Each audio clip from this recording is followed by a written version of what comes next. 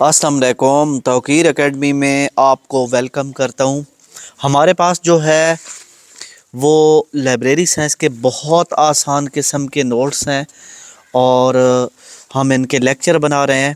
اگر کسی کو ویڈیو لیکچر کورس خریدنا ہے تو وہ بھی ہمارے پاس موجود ہے، اور ہر قسم کی ویڈیوز ہمارے پاس تمام سبجیکٹ کی موجود ہیں، نوٹس بھی موجود ہیں۔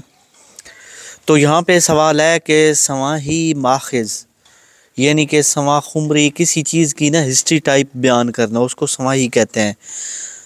ٹھیک ہے، سوانح کا مطلب ہے حالات زندگی۔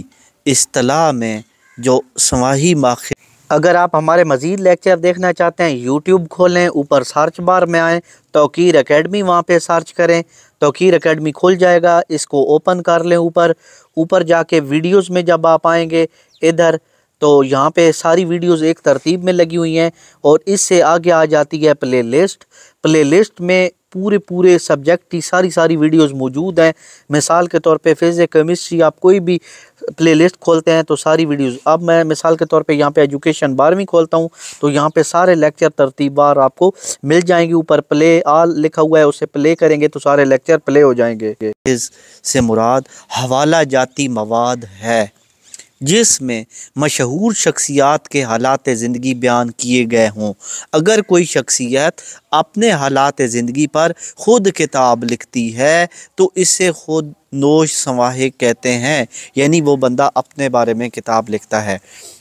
دوسرے لوگوں کے حالات زندگی بیان کرنے کے لیے جو کتاب لکھی جاتی ہے اسے سواہی کتاب کہتے ہیں، یا کتاب کو سواہ کہتے ہیں۔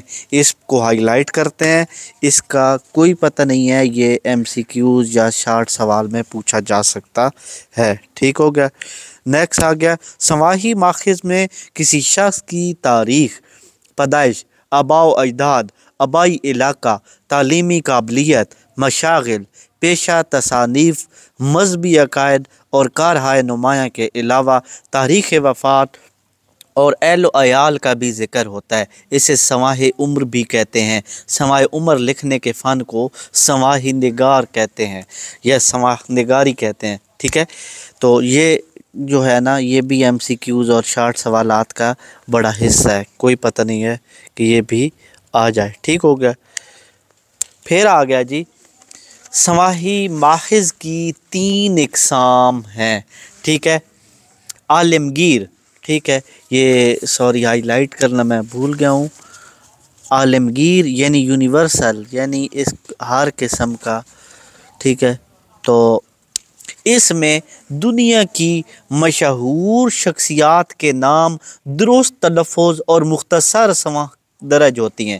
اس میں ملک، قوم، زبان، نسل اور موضوع کا خیال نہیں رکھا جاتا، اس لیے اسے عام سواہ بھی کہتے ہیں یا سوانح کہتے ہیں۔ ماضی کی سوانح، اس میں ان شخصیات کے حالات زندگی مذکور ہوتے ہیں جنہوں نے اپنے شعبوں میں نمایاں خدمات سارے انجام دی اور وہ اب اس دنیا فانی سے کوچ کر گئے ہیں، یعنی کہ اس میں ان لوگوں کی ہسٹری بیان کی جاتی ہے جو اس دنیا میں اب نہیں رہے۔ ٹھیک ہے، حال کی سوانح یعنی اہم کوئی کام انجام دیا ہوتا ہے۔ حال کی سوانح ان شخصیات کی سوائے عمری ہوتی ہے جو زندہ ہو، یہ سوانح بھی ہو سکتی ہے اور بین الاقوامی بھی۔ سواہی ماخذ کسی شخصیت کے حالات زندگی دیکھنے سے پہلے سواہی ماخذ کی سند چیک کرنی چاہیے۔ مغربی ممالک کا رویہ مسلم رہنماؤں خصوصاً پاکستانی شخصیات کے بارے میں بہت متعصب اور گمراہ کن ہے، یعنی کہ جو انگریز لوگ ہیں جو ہمارے بڑے عظیم ہیں، مثلاً قائد اعظم یا سر سید احمد خان، ان کے بارے میں انگریز جو لوگ ہیں وہ انہیں گمراہ کن کہتے تھے، برا خیال کرتے تھے، لہٰذا جہاں تک ممکن ہو غیر جانبدار سواہی ماخذ تک محدود رہیں۔ یعنی کہ اگر کسی کی سوائے عمری لکھیں تو یہ نہیں کہ اس میں برائیاں ہی ٹھوکتے جائیں، بلکہ آپ کو اس کی جانبدار رہنا چاہیے۔ ٹھیک ہے،